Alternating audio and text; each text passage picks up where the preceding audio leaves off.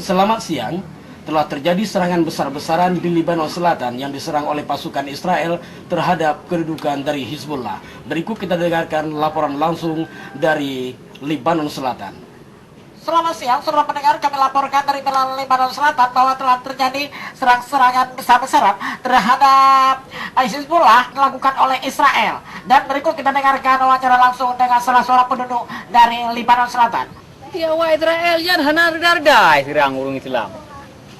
Apa gitu mengantajak ke deh tak bukai. Aina kala selandaan fil akhraji sayni Arabia yang ilahi ina visits in Lebanon Selatan and still in their hands and Simullah Muhammad Umar. Hai, Yusriar, kebuka pula radio ile.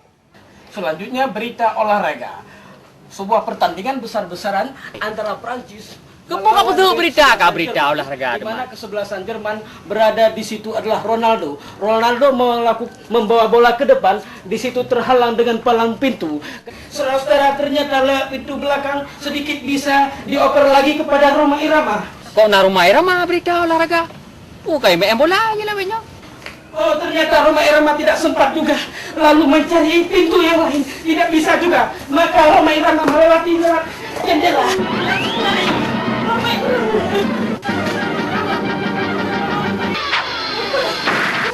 Kepala tunggu aja.